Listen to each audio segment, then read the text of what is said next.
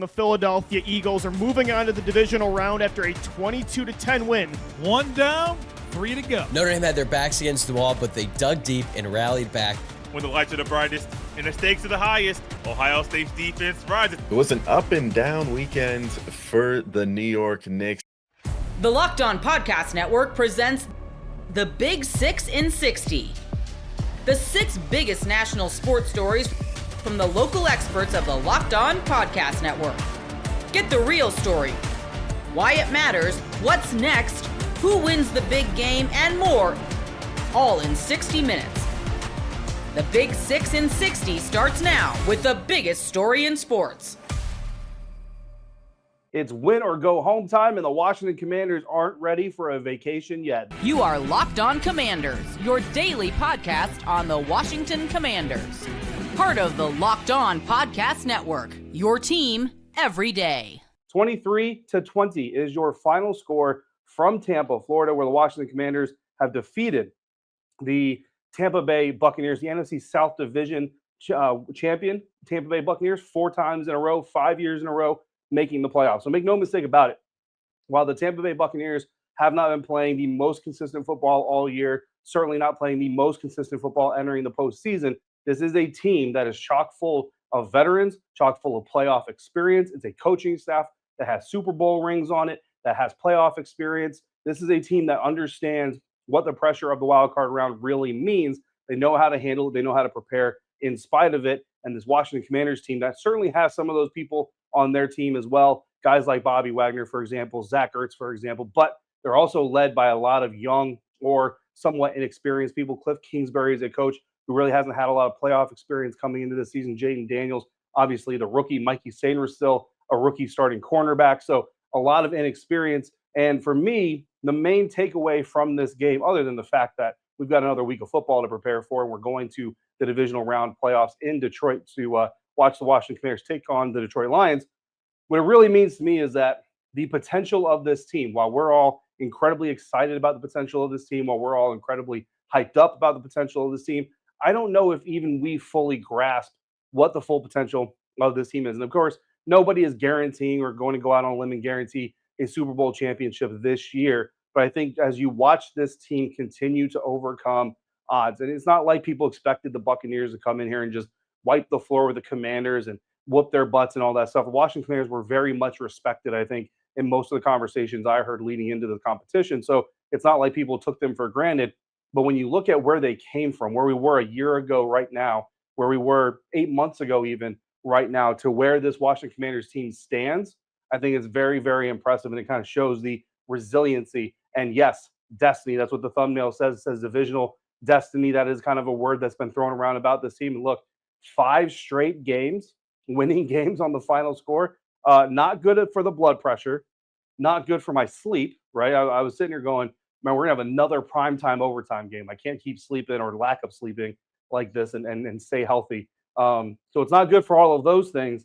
But, man, is it good for the soul to see this team pull those things out? And, I mean, look, I don't know about you guys sitting at home or if those of you who were in the stadium or wherever you were watching this game, when the Washington Commanders got their hands on the ball with 4:41 left in the game, 2020 game, I looked at it and said, man, this team is the ultimate 4-minute offense team. It's the ultimate 2-minute offense team.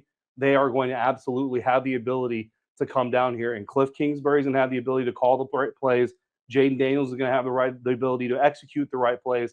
And this Washington Commanders team is absolutely going to have themselves in a position to where I thought they would be able to take a go-ahead score with maybe a minute or so left on the clock, 30 seconds left on the clock, hopefully drain the Buccaneers of their timeouts in the process and really put Baker Mayfield and the Tampa Bay Buccaneers in a rough situation. But boy, was I wrong, because instead they completely dried out the Buccaneers of their timeouts.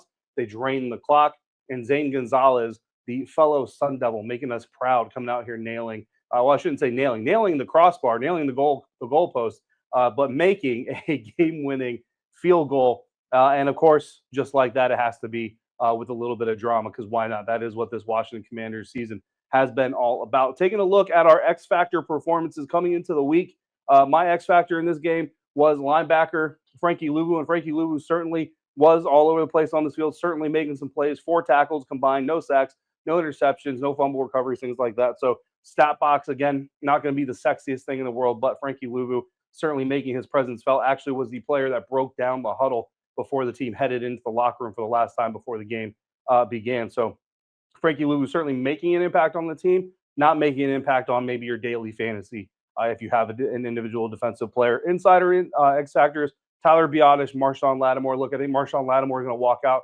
from this game. And as far as the one-on-one rivalry with Mike Evans is going to be concerned, this is going to be a chapter that he didn't necessarily win.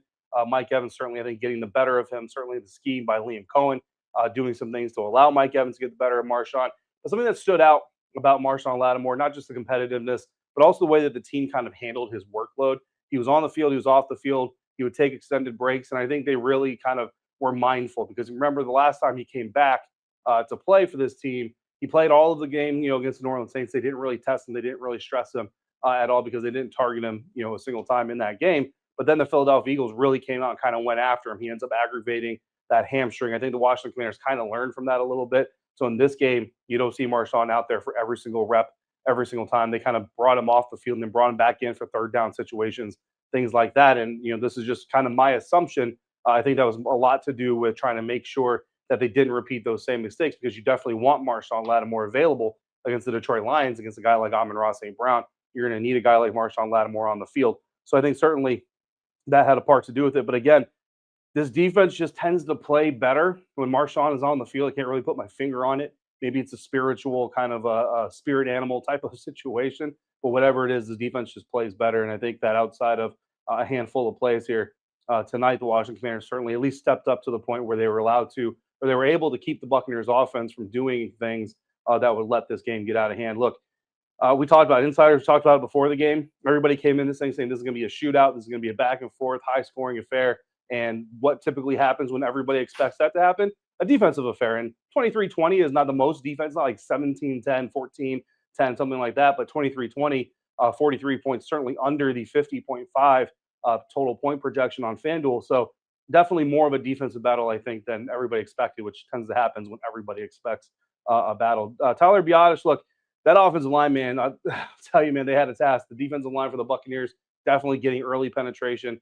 But I think as the game went on, whether it was fatigue from the defensive line side, because Washington Commanders owned the time of possession battle, especially in that second quarter, man. Like the Tampa Bay Buccaneers offense barely got on the field in the second quarter. For the game, the Washington Commanders end up holding the ball for over 35 minutes, while the Tampa Bay Buccaneers have the ball for just 24 and a half minutes. So certainly that defense over there on the Tampa side getting a little bit worn down. Maybe that had a factor to do with it. But hey, look, that's all part of the strategy of playing football. And at the end of the day, that offensive line was able to do enough. Yes, there was a lot of pressures, and yes, people aren't going to be very happy about that. Jaden took off probably more than I think most people would be comfortable with. Talk about that here in just a little bit. But ultimately, only one sack in this game for the Buccaneers defense. And this is a defense that is predicated on getting pressure on the quarterback and causing havoc. So Levante David comes away with the only sack. And unfortunately, Levante finishes the game injured. And Levante, one of my favorite dudes in the NFL, shares an agent with Jaden Daniels. They've got a relationship. I know that Levante gave Jaden a jersey. Like, they did their jersey swap thing. Levante gave Jaden his jersey after the game. So things like that, a lot of respect coming from the vet. So hope he gets to be okay. So I think Frankie, Lattimore, and Biotish all had an impact on this game, certainly. But I think the biggest X factor, honestly, turned out to be Dyami Brown. Look, Terry McLaurin did his thing, but you kind of look at Terry and say, look, we need Terry to do his thing. Jaden certainly did his thing. But we talk about X factors. We're talking about guys that kind of add that little extra something. And I think Dyami Brown did that. Gametime has a new feature called Gametime Picks that makes getting tickets to your favorite live events even easier. Gametime Picks filters out the fluff to show you only incredible deals on great seats, so you don't have to waste time searching through thousands of tickets. Curation makes it easier to save more on sports, concerts, comedy, theater, and more near you. You can take the guesswork out of buying tickets with Gametime. Download the Gametime app, create an account, and use code LOCKEDON for $20 off your first purchase. Terms apply. Again, create an account and redeem code LOCKEDON for $20 off. Download Gametime today. What time is it? Gametime. The Philadelphia Eagles are moving on to the divisional round after a 22-10 win. You are Locked On Eagles, your daily Philadelphia Eagles podcast. Philadelphia Eagles, they're staying alive for another week. 22-10, the final score over the Green Bay Packers. And again, this was not pretty. Reminded me a lot of that 2017 divisional round playoff win over the Atlanta Falcons. But again, like I said, a win certainly is a win in the playoffs, Gino. And I think although it's obvious that Jalen Hurts and Kellen Moore specifically need to be better if this team wants to win a championship, and that was definitely an alarming part of this game, at the same time, I kind of like that their first playoff game had to be a rock fight, a physical battle where your defense won it, because the defense is the inexperienced unit that I love that they carried you, especially Jalen Carter and Nolan Smith. Like that 3rd and 3 stop from Carter that eventually forced the game-winning turnover, and Nolan Smith's 2 sacks today. I was wondering who was going to be that go-to guy in the postseason without Hassan Riddick. Nolan Smith was that guy. This defense set the tone from the start, and I do think that kind of win can really help you in the playoffs where things are just more intense. So that part of this game, I was so encouraged by. There's been one consistent thing that I've said a few times over the last 17, 18 weeks or so, and it's that this defense is going to be the reason they would win a Super Bowl. Isn't that unbelievable considering where we were at the start of the year with how young this team was and how new it was? I cannot believe they carried this into the playoffs. One of the things in football is that coaching and getting the guys in the right scheme, when it all goes well, it turns into the most beautiful piece of choreography. And even when a Nakobe Dean goes out, which that's tough, man. I mean, after a huge season, and he was amazing today, Gino. I thought, dude. He looked so the blitz, good like getting downhill, like he's physical, like he does all season long, and he goes down. That's tough. But the young guys, once again. Lou, celebrate your boy, the curse Quinyon Mitchell, getting number one. Number one, he was going to get one, and that was number 3 of the day for Jordan Love. And we talked one of the last times. I know it's been a bit. We've been, Lou on vacation, me down at CGS, but we're back here. One of the last times we talked, Lou, right when I think we found out about the Green Bay game. Yeah. We talked about how we were going to attack this, and how would you like them to attack it. And you mentioned you kind of want to get into the game plan of the A.J. Brown and the Devontae Smith. Yeah. I kept saying, I think it starts with Saquon Barkley. And I texted multiple people, my cousins, my friends that are all Packer fans, and I said, it's either going to be the Wild Wild West and there's going to be 1 billion points scored, or it is going to be an absolute pick up rocks, ground and pound. It might not pop for an explosive run, but you got to be tougher, longer. And the Eagles, once again, Lou, they played clean football and took care of the ball. Yeah. They took the ball away. They got pressure on Jordan Love. The couple sacks that Jalen Hurts got into, him holding on to the ball too long, those sacks on Jordan Love, that's Nolan Smith coming into his own and being the player that they drafted last year because he's in a Fangio scheme. I can't believe how good Nolan Smith has looked. I mean, he was, I think, the best player on the field today. I mean, every single play. You have an argument for him, without a doubt, Lou. Yeah, 2 sacks, 4 pressures, was amazing against the run. Again, I thought Jalen Carter, I said before the game, I want this to be one of those games where Jalen Carter shows I'm a future Hall of Fame talent. And when it mattered most, I thought he did that. But Nolan Smith specifically was everywhere. And I like that you mentioned the physicality part. I love how tough and physical they, from the jump, looked. Like Oren Burks, the first play of the game, pops out the ball on a forced fumble on the kick return. That's why I'm saying, obviously, the offense, especially Jalen Hurts and Kellen Moore today, I was not happy with that performance. It needs to be better if you're going to beat a team like the Lions eventually, or heck, if you get to the Super Bowl and you got to play a Pat Mahomes or a Josh Allen or a Lamar Jackson. Of course. But I like that in the postseason when things get, again, the space gets tighter, things get tougher, that you were the tougher team and you were dictating terms. You were being the hunter, the bully, because that's not what you looked like last year in the postseason. So I thought that was just from all 3 levels, the secondary, the linebackers, the defensive line, that is who this team was today. And I think that's a really important kind of win in the postseason. You can get nitpicky with Jalen Hurts for sure. Yeah, I don't want to throw a little bit. I think he was bad today. I think that's fair to say. Absolutely. After that first drive, it went downhill quickly. He definitely hasn't played in a couple weeks. Kellen Moore is my bigger concern. This has been a consistent thing, and I think the A.J. Brown sideline thing is it's not, I don't think we need to start drama what'd you about think it, of that? What'd you think about the book? it's going to be the greatest meme of all time. I know, and again, it's I don't think he unbelievable. was doing it with any malice, but No. don't. AJ Brown, I never want you to get mad again when people run with certain headlines because you're just like, it's a funny meme, but come on, man, you're reading a book when you have one catch for 10 yards. Like, read the room. I don't know. I mean, ridiculous.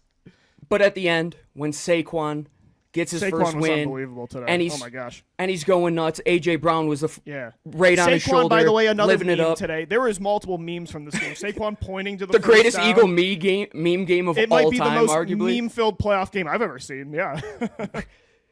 Just what really good individual performances, though, man. There's so Darius Slay, his entire career, and it's one of those quirks. It's like Kirk Cousins in prime time, Darius Slay against Green Bay.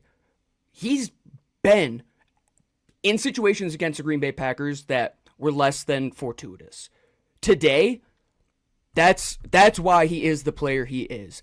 That interception he had, he ran the route for Wicks. It was just perfect. That is stuff you cannot teach that, man. That is natural, inherent ability, and it was him just continuing off of a bad season last year because of injuries, ups and downs, solidifying that one side. While the young bull on the other side, Quinyon Mitchell, is balling out. How cool was it that he got his first pick in the playoffs to seal the win? I mean, that's just... On a day that so does Darius Slay, who he said was his eye. I mean, talk about a story in football, man. Cool. I mean, you can't write that. And Q, by the way, Gino, too, like I thought another drive where they missed the field goal in the red zone, he gave up a bad DPI call and then two perfect coverage reps right after, back-to-back forced incompletions. Yeah, he recovered really well. Like Doesn't the young stay guys in his today, head at all, man. Exactly. When the young guys made a mistake today, even Cooper DeJean a couple times, they bounced right back. Like Yes. I was, again, they the got defense has been doing dogs. this- They got guys that are like, I didn't get that one. I'm I going was to the blown next one. away On to by- the next one. It was every play that the offense is one thing, and we're definitely going to talk about the offensive performance, right? And I think it has to do more with the game plan than anything, and we'll talk about the rust, and we could go into the tape and all that as we continue to look at it. But the game plan to have known that the goal before the season was to host multiple playoff games at home. And why would you want to host multiple playoff games at home in Philadelphia specifically? Let's go back years. How many times is it brick cold? I mean, you go back to the Atlanta game and like all these games throughout the playoffs where it's just being tougher in a gritty environment where there might be superstars on the other side that might make plays, but we're not going to make the explosive mistakes. We're not going to allow them to have these deep shots. 10 points allowed. And you're the youngest once defense again. in football. Like that's what I want to keep highlighting. They're doing this as the youngest They're unit. They Most look of like a these guys veteran haven't been sound here. defense. Exactly, man. That's the point you have to continue to harp on is that the defense looks so fantastic and defense wins championships. If a defense holds a team to 10 points, yes, it's a banged up Packer team. Yes, Jordan Love helped you out a bit. Yes, the first play of the game, special teams, why we harp on it and harp on it and harp on it.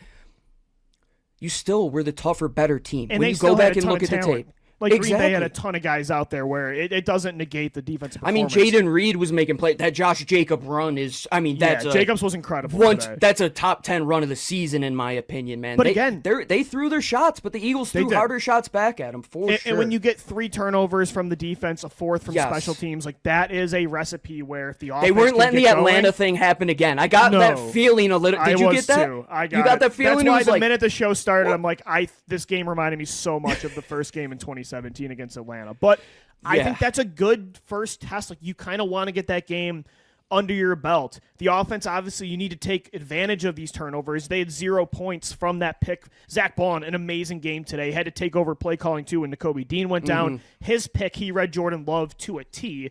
I mean, Vic Fangio was using him everywhere today. On the edge. What a player, Yeah, dude. so, I mean, this defense, to have that kind of performance, again, the offense needs to take advantage of it. But I love that for 4 quarters, they were saying, we've got you. Like, we're going to win this. I mean, how many red zone stops? I thought, here comes the touchdown that flips the field, that flips the game. They hold them to a field goal attempt, or they get a turnover. I was just so impressed. So, yeah, we're going to get into the passing game problems and how the offense can be better. But like, can I say one more thing on the run game? No, Lou? of course, yeah. I think it's going to be a really cool exercise when you can get the all-22 and look at the tape from this game and then go back to look at when they were playing in the Southern Hemisphere and how different that defense has just been molded by Vic Fangio in a matter of 4 months. They've become grown men in the blink of an eye, and not just guys that are just legitimate good football. Like, we didn't even talk about Chauncey Gardner-Johnson having one of his, ball hawk type of picks. Milton Williams was consistently in the backfield today. Dude, every single player on defense made a play where you're like, yep, you contributed to the ball game, and you did it in the best way possible. Yeah, I'd completely agree. And it shouldn't surprise you, though, even though they're the youngest defense in football, Nolan Smith was on a team that won back-to-back national championships. So did Jordan Davis. So did Jalen Carter. So did Keep Nakobe it simple, Dean. stupid. Just draft the guys that play at good football schools and big games. Yep. It really doesn't surprise me, even though they're inexperienced, and a lot of these guys have been role players for playoff teams in the past or haven't been here at all, that they did this, because this is the makeup, the blueprint of this defense. And I think the identity of this football team is they're the Hunters right now, and they're going to be the tougher team for 4 quarters. 1 down, 3 to go. You are Locked On Bills, your daily Buffalo Bills podcast. The Buffalo Bills defeated the Denver Broncos 31-7 and advance to the divisional round of the playoffs. We got the result and the performance I was hoping to see. Defense showed up. The run game was dominant. And Josh Allen did special things. So many good things from this game. Can't wait to break it all down for you here today on this episode. We'll talk about things I liked. We'll get into things I didn't like. Not a lot there. We'll recap my predictions, and we'll briefly touch on the Bills' divisional round opponent, the Baltimore Ravens. Let's start with things I liked on offense, and of course, I'm starting with the run game. If you listened to the podcast last week, you knew that I had some confidence in the Bills being able to run the ball against Denver, and they were terrific. Over 200 rushing yards. They dictated this game because of how they ran the football. The catalyst, James Cook. 22 carries, 120 yards, over 5 yards per carry, had a touchdown run. And I thought there were 2 runs in particular that, as they happened, my confidence in the Bills being able to control the game really grew. The first one was a first down run. I think James got 4 or 5 yards. And then Deion Dawkins and company just moves James Cook like another 10 yards. And that was like a tone-setting moment in the game. Then his touchdown run, terrific run. He was contacted at about the 2.5, 3 yard line. He finished strong through contact, carried that linebacker in and scored. And when James is running with that type of conviction, with that type of, urgency through contact, things are good. And James Cook, certainly the catalyst for this outstanding day running the football for the Buffalo Bills. Love seeing Josh Allen's involvement in the run game, 8 carries for 46 yards. You could tell that Denver was nervous about that component for their defense. Was, how do they bottle up Josh Allen? And I thought they had the wrong idea. They're a good defense. They're an aggressive defense. They were really, really, really careful. And I think it's okay to be cautious at times, but their overall plan was too cautious. It flew in the face of what got them to that moment, and the Bills were able to take advantage. Josh Allen on the ground, 8 carries, 46 yards. And then Ty Johnson, 9 carries for 44 yards as well. Your top 3 ball carriers, Cook, Allen, Johnson, 39 rushes, 210 yards. That's over 5 yards per carry, 5.3 yards per carry. Of course, you had 1 run for Ray Davis for 3 yards, and then 3 Mitchell Trubisky kneel downs to get to the total rushing production that you probably look at in the box score. But I thought the backs, all of them, of course, James Cook, the headliner, physical, decisive running. The offensive line was fantastic, moving bodies out of the way, controlling, resetting the line of scrimmage, creating displacement. And then you also have to tip your hat to the ancillary blockers for this team. Guys like Dawson Knox, Alec Anderson. The Bills ran 6 offensive linemen, a ton. I'm certain over 20% of snaps. Alec Anderson's out there as that utility blocker. Reggie Gilliam, Mac Hollins does a great job, even Khalil Shakir. So you have rushing output like that. Of course, the ball carriers are going to get the shine. The O-line, the scheme, the ancillary blockers as well were terrific. How about this passing game? How about Josh Allen, 20 of 26, 272 yards, 2 touchdowns passing. That's 135.4 rating. And I really enjoyed the passing game for the most part, especially the deep stuff. Josh Allen, 4 of 4 on throws, 20 yards or more down the field for 139 yards, 2 touchdowns. They handled the blitz extremely well. We knew that Denver would blitz. Josh Allen had a success rate of 75% when blitzed against the Broncos. That comes courtesy of the 33rd team. That's the 4th highest success rate by any quarterback in a playoff game with 10 or more dropbacks since 2000. Josh Allen ranking 4th out of 140 performances in terms of playoff success rate against the blitz. Josh has been great against the blitz all year long. That continued against Denver when he needed to be great against the blitz. And so Josh Allen, obviously, terrific as a runner, a lot of production throwing the football, particularly down the field, beating the blitz. But how about the receivers? I thought the receivers in this game just made some great plays.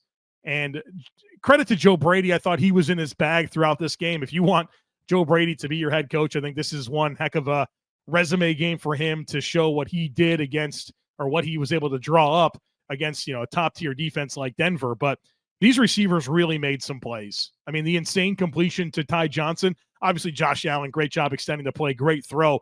But on that 4th down for the Bills to be able to come through with the touchdown in that spot, that was a big moment in that game that I think it's probably the moment that blew the thing wide open.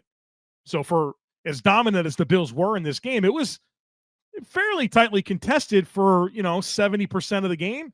And that was kind of the game-breaking moment. And just an unbelievable catch by Ty Johnson, one that you'll always remember, right? I mean, you think about degree of difficulty plays, that's high up there. To be able to navigate that back line like he did, like that 1 foot looked like it was going to go out of bounds, and then it just kind of pops up at the right time. He makes the catch. I mean, just an unbelievable play. Curtis Samuel, big-time touchdown catch. He comes free on that over route for a touchdown. He beat Patrick Surtain. Great call out of the quarter. First play of the 4th quarter, you kind of have an opportunity to talk things out and figure out what you want to run. Great play call by Joe Brady. Great throw, great catch by Curtis Samuel. And, of course, a great finish to find pay dirt. Dalton Kincaid, a big catch down the field. Maybe it wasn't, but it's a catch. The Bills got up, very situationally aware, ran a play. It counts.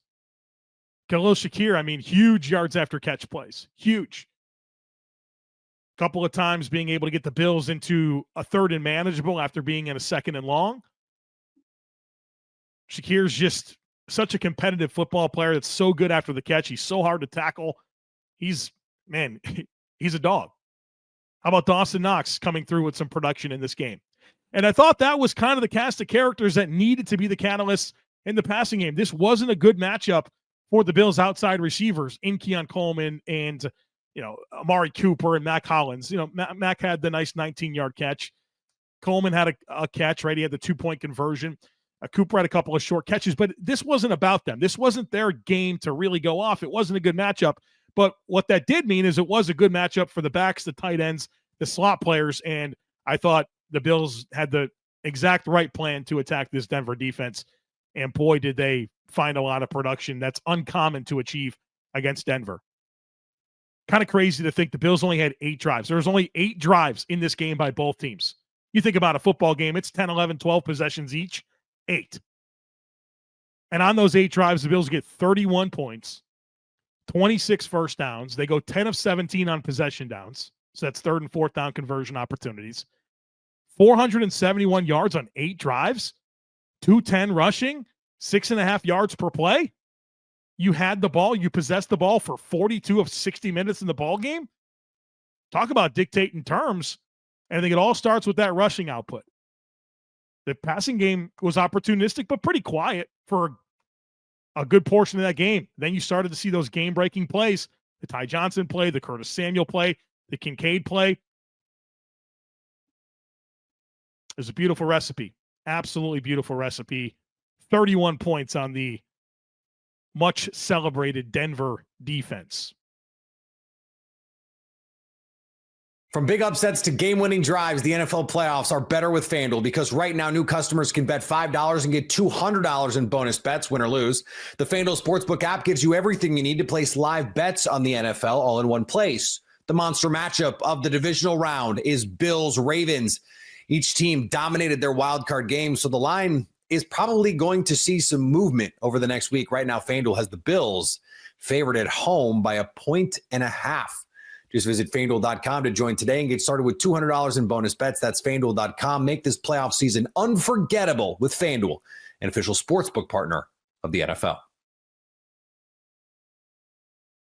Notre Dame had their backs against the wall, but they dug deep and rallied back. You are Locked On Irish, your daily podcast on the Notre Dame Fighting Irish. All right, Luke, I knew I was going to have some FOMO if I missed this one. And all day, as Notre Dame was getting ready to play Penn State, I started to feel it more and more. And then after Notre Dame won that game 27-24, I was sitting in my apartment thinking, man, I would do anything to be in Miami for that game. And you were there. So the floor is yours for our Boots on the Ground report from that Orange Bowl. Historically, Hard Rock Stadium, Sun Life Stadium, whatever you want to call it, has been a horrible, horrible place to attend games. However, this one on January 9th, 2025, what an awesome atmosphere. It might have been the most fun sporting event I have ever attended. Just so many twists and turns where it felt like Notre Dame was completely dead in the water in the first half. I'm talking to people at halftime in the concourse, and it feels like anytime I've ever had a conversation at halftime in that stadium, in the concourse, where just the vibes are horribly low, and for Notre Dame to come out in the second half and fight and win that game the way they did, just an unbelievable experience. Walking out of that stadium, incredible joy, then turned into one of those nights where just felt like you couldn't go to sleep in the best way possible, and having an early flight the next morning out. There is nothing like leaving an airport and seeing opposing fans just devastated in security. I was thinking to myself, it's one of the only times I've ever gotten on a flight like that in a good mood. And wow, that is just, it was all time. And for a game that I really didn't plan on going to until right after the Sugar Bowl, just after everything that happened in New Orleans, I knew I had to be there. It was awesome, and a night I will never forget. I can imagine looking over at those Penn State fans thinking, hey, buddy, I've been there. I've been there a lot of times. And those flights back are just not fun at all because you're sleep deprived. You're just so disappointed and everything. But yeah, I'm glad that you got a refreshing change of pace this time around. That was an awesome win. And I'm curious because I feel like most Notre Dame fans who I've talked to about this have differing answers. Was the Penn State win more satisfying to you than the win over Georgia? It's an interesting question because I think that the Georgia win in a lot of respects felt like a breakthrough for sure. But maybe this is more satisfying or more relieving just because there's a multitude of reasons actually to account for that. One, Notre Dame doesn't historically win games like that where they're dead in the water, and then just the way they fought back with so many things going against them, from injuries to horrendous officiating to just generally being dead in the first half. And then secondly, especially for me personally, as a guy who has been a long critic of Penn State and James Franklin, who only did more to enhance or increase that disdain I have for him with his just ridiculous actions this week. That was a game Notre Dame had to win. They had to beat Penn State. There was not a less deserving fan base and team out there to make the national championship after everything that was handed to them on a silver platter. And so I think that it was more satisfying just because Notre Dame earned that. And Penn State, in my opinion, would not have, given the path that they had been given. And just, frankly, it was ridiculous that so many people were anointing them when they've literally never won anything like that and just got handed a path to the semifinals. So, yes, it was more satisfying. It is interesting seeing some of the responses about Penn State from people in the national media and even within their own fan base. It's like this was the year where they were supposed to make all these strides, and then it ends with them losing the CFP semifinal, which on one hand should feel like a great accomplishment, but at the other, it's like they still haven't beaten anyone that big. I mean, I don't think their fan base, even though they might have said it in the lead up, like, yeah, winning over Boise State was a big deal. Like, really? Was it all that satisfying? So for Notre Dame, I'm with you. I actually think the win over Penn State was more satisfying. One, because the game itself was a lot more fun. Like beating Georgia was great. That was not the most entertaining game. There were a few moments, really. It was just the middle two that were really, really exciting. And then other than that, Notre Dame was just kind of hanging on. Whereas this game, there was so many twists and turns and highs and lows. Like after Notre Dame went up 17-10 on that Jeremiah Love touchdown run, I'm thinking, oh, they've got this one.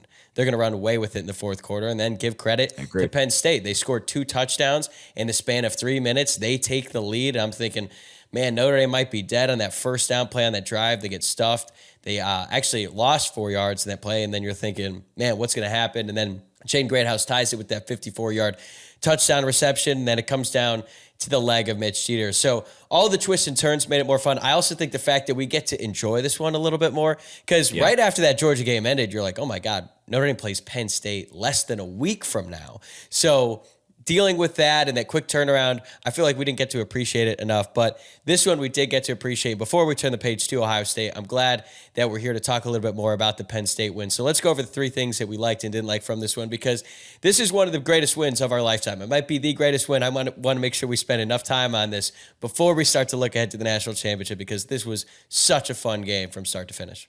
Yeah, and before I get into that, I think the last thing in terms of why this is more satisfying is the fact that, Georgia felt like a breakthrough, but then to stack another win like that on top of it, when if Notre Dame had lost to Penn State, I'm sure there would have been a narrative, well, they only beat Georgia because it was a backup quarterback. Well, guess what? Against Penn State, Notre Dame was running backups out there. They had Steve Angeli with a crucial drive. They had dudes that hadn't played all freaking season on the offensive line, and they still beat a more rested Penn State team anyway. So now they've arrived, and that's pretty much all there is to it to me. And let's also talk about who's arrived. The Notre Dame defensive backs. They've been incredible all season, and Thursday night was no different. Playing man coverage, had no respect for Penn State receivers, and why should they have? They were right. The Penn State receivers had 0 catches. I don't have the exact numbers in front of me, but I only recall them throwing at Leonard Moore once, and it was on a rub route in the end zone. Another horrible throw from Drew Aller. Had good coverage anyways, wasn't close. Christian Gray, of course, makes the biggest play of the season with that interception when Aller tries to throw the ball across the middle towards the end of the game. And then even Rod Hurd got in there, cleaned up a sack when KVA had established some pressure early on in that game. Just what an incredible performance for those guys. And it'll be fascinating to see what this secondary does against Ohio State and how they play them.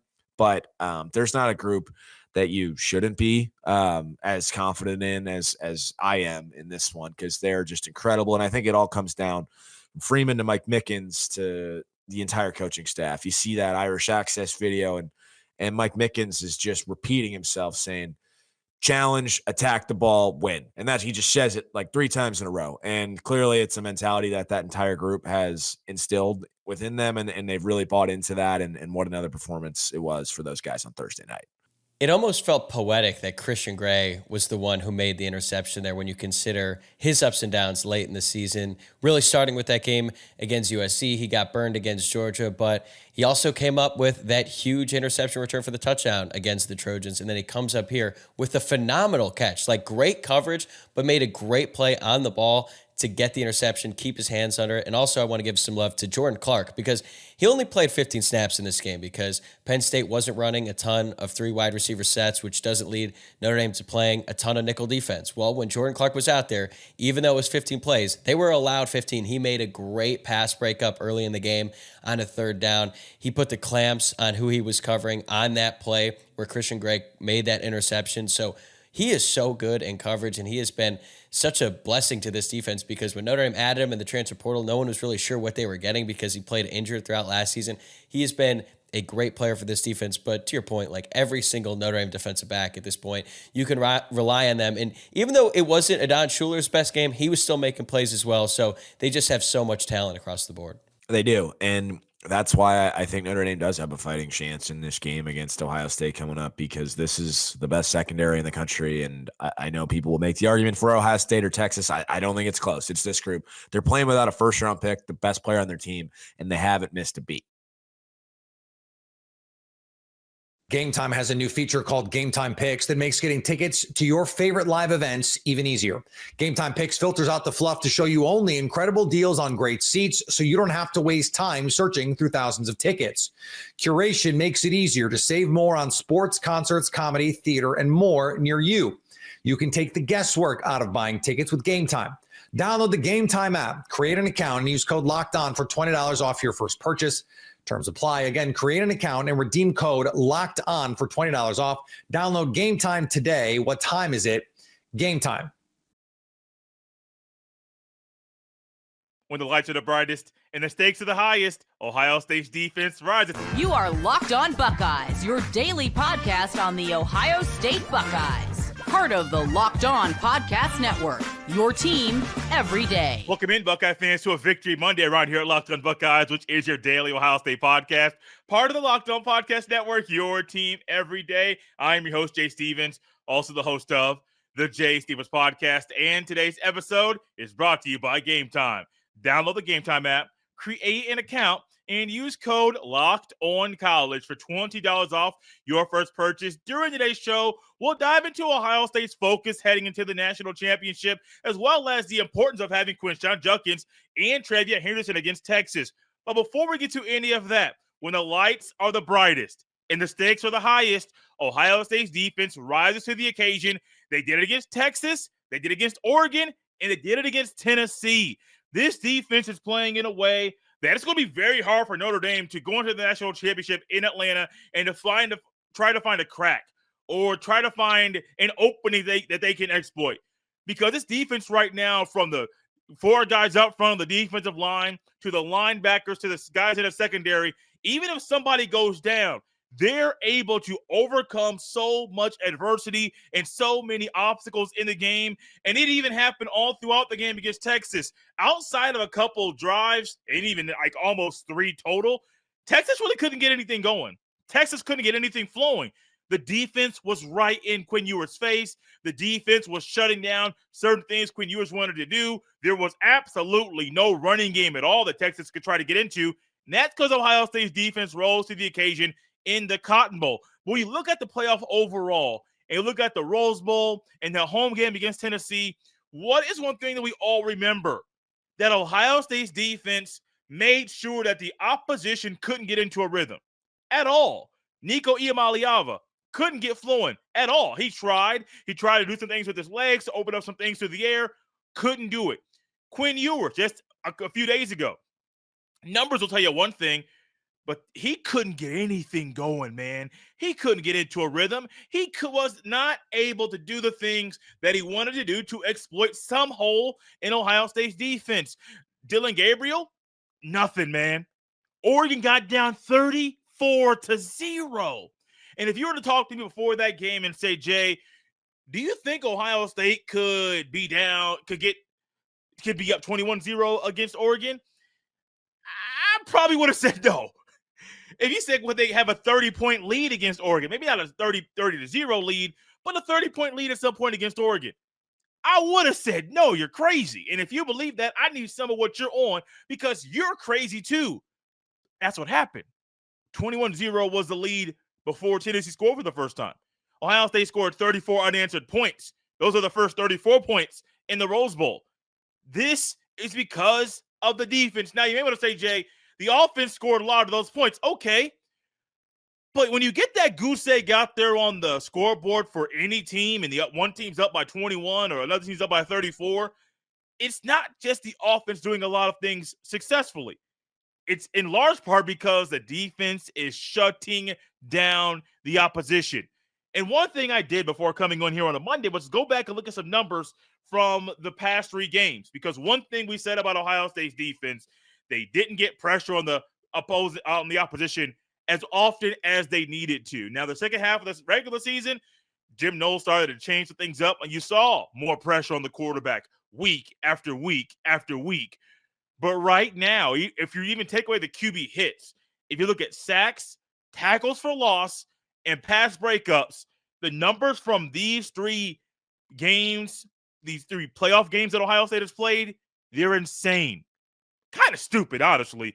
I mean, stupid in a good way, because nobody would have expected Ohio State to do this against Tennessee, against Oregon, and against Texas. Against Tennessee, Ohio State had 4 sacks, 7 TFLs, 9 pass breakups. Against Oregon, Ohio State had 8 sacks, 13 TFLs, and 9 pass breakups. It's really good, guys. And then against Texas, 4 sacks, 9 TFLs, 7 pass breakups. And Denzel Burke didn't play in the second half against Texas. He had an upper body, upper extremity injury that kept him out of the second half. And they were still able to do this. And Texas was still unable to get anything going to their receivers as far as getting them into the end zone and really any success outside at all. These guys were doing a lot of things right. The totals, that's 16 sacks in the postseason, 29 TFLs in the postseason, and 25 PBUs in the postseason. This is the stuff that you get from a championship level defense. And in the middle of the season, myself and Jeff Hunt came on this show and answered the question. Both of us were answering the question of if Ohio State has a championship level defense. And honestly, we both said yes. Now, after the Oregon game, this was after the halfway point. Normally, Jeff and I would do midseason grades and grade every position group. But I said, no, let's just change it up and change how we analyze the offense and defense this year. So we just ask championship level defense. We ask about the offense too. The defense answer was both a unanimous yes. And we're seeing that right now. But even what we're seeing right now from Ohio State's defense, they're playing in a way that is not what most people expected. I know I didn't expect this. I expected a lot of great play. I expected them to maybe have a goal line stand or two. Texas, we definitely saw that in that game. I didn't expect them to have at least 4 sacks in every playoff game. I didn't expect them to have 7 or more TFLs in every playoff game. I didn't expect them to have 7 or more PBUs in every single playoff game. This defense is not just prepared. They are ready to pass any test. And we have seen that from Ohio State's defense against Tennessee, who posed one threat, against Oregon, who posed a different threat, against Texas, which had a different threat that they could pose to Ohio State's defense. It doesn't matter who's out there. They're coming out there to shut you down, to not allow you to get into that end zone, to make you make some heroic plays and put together some miraculous drives to go out there to get into the end zone. Because Ohio State's defense is playing so well at every single level. The coaches are coaching so well across the board that these guys are prepared. They have gone through a grind. They have been re-engineered. They have had some added motivation along the way, and they are right now playing in a way that Notre Dame is an offense that can do some things successfully to some teams. I don't know if what Notre Dame's offense is known for will have any success against Ohio State's defense. Now, I mentioned that goal line stand that Ohio State had at the end of the game against Texas. Everybody knows you can't do anything in the middle against Ohio State on the goal line, but Texas had to try. And if they're going to try, at least do it on first down. First and goal from the 1 yard line. Try to run? No, nothing. Second and goal. You got pushed back a little bit. All of a sudden, you try to toss, which is very, very stupid, by the way. Ohio State tried that on 3rd and 1, and everybody and their mom was out there on Twitter saying, why do you do that? I even made a comment. There's nothing wrong with running a QB sneak on 3rd and 1. Didn't do it, but it's true. You should just run a QB sneak. All of a sudden, Texas on 3rd and goal. They tried to throw a pass to the left side of the end zone. Incomplete. Was a few yards away from the receiver. Quentin Ewers just didn't get the ball accurately to the guy. Then all of a sudden on 4th down, when you need somebody to make a play, Captain Jack said, I got you, LJ. I'll make that play. He beat the right tackle bad off the snap, got right around him. The next thing you know, his former roommate, former teammate in Quinn Ewers is now the guy that's on his backside because of a strip sack of Jack Sawyer. He scoops that thing up and ran 80-plus yards to the end zone. Because when you needed somebody to make a play and needed somebody to rise to the occasion, the Buckeyes defense did it, and Captain Jack was the guy that made the biggest play of the night. Jack Sawyer made some plays. Caleb Downsnipe threw on that second down toss. It did that thing. Lathan Ransom was back there too. This defense is elite. This defense is playing at a championship level.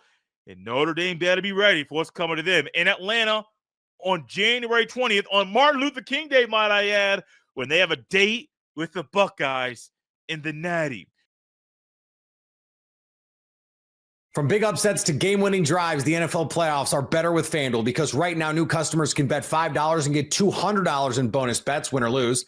The FanDuel Sportsbook app gives you everything you need to place live bets on the NFL all in one place. The monster matchup of the divisional round is Bills-Ravens. Each team dominated their wildcard game, so the line is probably going to see some movement over the next week. Right now, FanDuel has the Bills favored at home by 1.5 points. Just visit FanDuel.com to join today and get started with $200 in bonus bets. That's FanDuel.com. Make this playoff season unforgettable with FanDuel, an official sportsbook partner of the NFL. It was an up and down weekend for the New York Knicks. You are Locked On Knicks, your daily New York Knicks podcast. So, Gavin, you and I were talking before the show, and I think we came out of this weekend with vastly different opinions of how to feel. So two very different games. Embarrassing loss for the Knicks on Friday. Again, 126-101 to OKC, but it probably shouldn't have even been that close. I mean, they got ran off the floor. As bad as the game was the previous Friday, it was that much worse because it was at the Garden. It felt like the Knicks should have counterpunched, and yet they just kind of laid on the mat. And it really was enough to make you question this team's mettle. But then Sunday, they come back and win 140-106 over the Bucks. I mean, Jalen Brunson returned to form. Little injury scare that we'll get into later about that came up late in the game. But in general, a bounce back game for him, bounce back game for Towns for sure. Josh Hart had a good game. I mean, the other two wings still maybe a little shaky, but definitely cause for optimism against a team that maybe isn't a contender so much anymore, but is at least competent and good, even though the way that Doc Rivers game plans against Jalen Brunson maybe isn't. But I don't know. How did you come out of this weekend feeling on the aggregate here? Yeah, it's complicated, right? Because I almost regret that we didn't torture ourselves on Friday and just get out 35 minutes of vitriol after that Thunder game. Because I mean, one, there's something fun about that. We got to do it against the Magic, right? And we both had a good time, I think. Or at least at the very least, it was cathartic.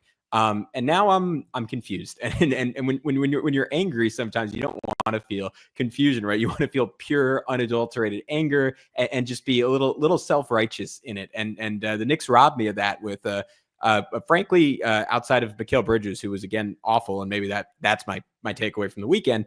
They kind of robbed me of that clarity because they were really good in that Milwaukee game. And I have a feeling we're going to come down closer to the middle than we think on this, but I do think the Thunder game is the more telling of the two to me, just because of the trajectory, right? Because the first three quarters against Oklahoma City, we said it after that game, but I think that was about as encouraging basketball as the Knicks have played all year. I think Ian Begley had the stat coming out of the Oklahoma City game, but this Knicks team has not beaten a team with a better record than their current record this entire season. 0-5 with team that 0-5, against teams with a better overall record than them. 9-11 against teams that are 500 or better, and that includes 3 wins against the Magic without their 2 best players, or 1 game with Franz, 2 games without him. 1-6 against the top 8 overall teams in the NBA. So I don't know how to feel about that when against Oklahoma City, again, they look like the better team for 3 quarters.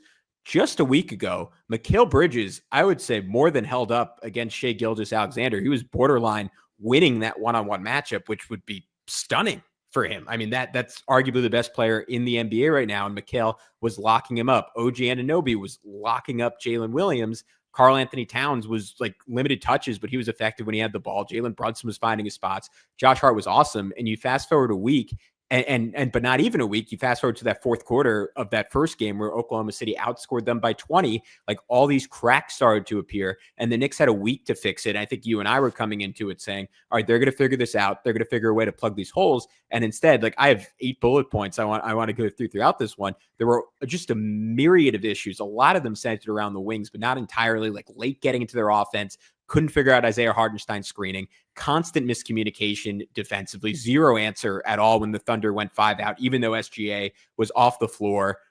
Couldn't handle the blitz that just stymied them in the fourth quarter of that first game. And just all this stuff that should have been cleaned up that just wasn't. And on top of that, like the effort was just inexcusably poor. And this team outside of Josh Hart and maybe Towns looked borderline disinterested. And I don't know how to interpret it that they come back and beat the Bucks, but just given the fact that they've struggled all year in like really substantial ways against the best of the best, my biggest takeaway from this weekend was that the Knicks are a good team, but not quite a championship team yet. And I don't think anything they did against Milwaukee changed that for me. Yeah, I think I'm maybe more willing to write off the OKC game at this point. I mean, if you had asked me this on Friday, I would have been like, no, that was really bad, because it was. That said, I mean, I think that it's important to consider, OKC is mostly the same team that's been together for the last few years. They just added Hartenstein this year, who was like a real fit, like a glove kind of fit. Obviously, they're still without Holmgren too, so like that'll, they'll have to figure that whole situation out when he comes back, but I'm sure it won't be hard because he's just really talented and very skilled and everything else. Like he's going to fit in like a glove too.